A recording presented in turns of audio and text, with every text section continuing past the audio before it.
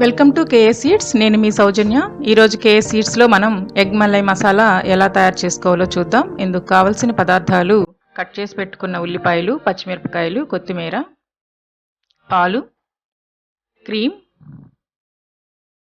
జీలకర్ర పొడి, నూనె, అల్లం వెల్లుల్లి పేస్ట్,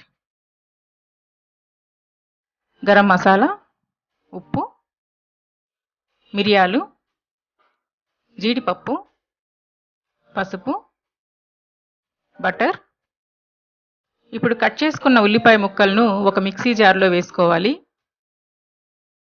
అలాగే కట్ చేసుకున్న పచ్చిమిరపకాయ ముక్కలను కూడా అందులో యాడ్ చేసుకోవాలి. ఈ రెండింటిని మెత్తని పేస్ట్ లాగా గ్రైండ్ చేసి పెట్టుకోవాలి. రోట్లో మిరియాలు వేసి దంచి పొడి చేసి పెట్టుకోవాలి. కోడిగుడ్లను ఒక 15 నిమిషాల పాటు ఉడికించి వాటి తొక్కు తీసి పక్కన పెట్టుకోవాలి.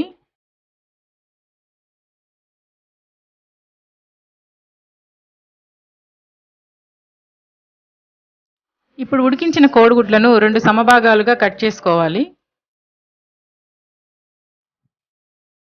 బాండీ వేడి చేసి అందులో నూనె వేయాలి.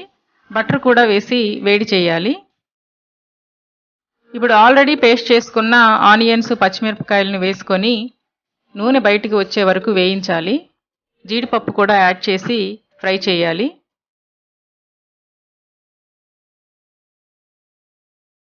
ఇప్పుడు అల్లం వెల్లుల్లి పేస్ట్, ఉప్పు యాడ్ చేసి అల్లం వెల్లుల్లి పేస్ట్ ఉన్న పచ్చిదనం అంతా పోయి ఆయిల్ బయటకు వచ్చే వరకు ఫ్రై చేయండి. ఇప్పుడు జీలకర్ర పొడి, పసుపు, గరం మసాలా వేసి మరో 2 నిమిషాల పాటు వేయించండి.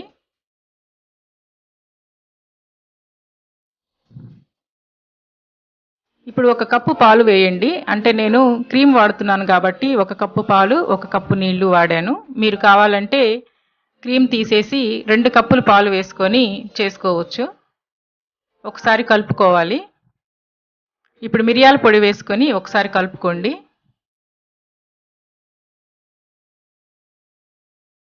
మూత పెట్టి ఒక 5 నిమిషాల పాటు ఉడికించండి.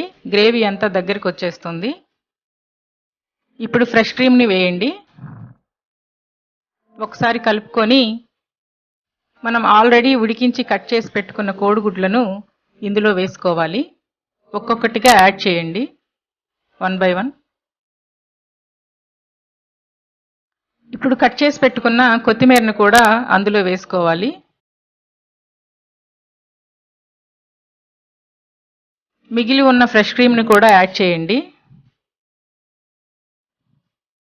ఇప్పుడు బాండీని తిప్పుతూ ఒకసారి ఈ మిశ్రమాన్ని కలుపుకోండి.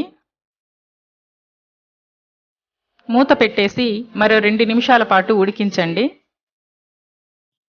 2 నిమిషాల తర్వాత మీకు ఎగ్ మలై మసాలా రెడీ అయిపోతుందండి. అంతేనండి, ఎంతో సింపుల్గా రెస్టారెంట్స్లో దొరికే ఈ ఎగ్ మలై మసాలా ఇంట్లో దొరికే ఇంగ్రీడియంట్స్తోనే మీరు సింపుల్గా చేసేసుకోవచ్చు. దీన్ని రోటీస్ తోటి, నాన్స్ తోటి, జీరా రైస్, బిర్యానీ వంటి వాటితో సైడ్ డిష్గా తీసుకోవచ్చు.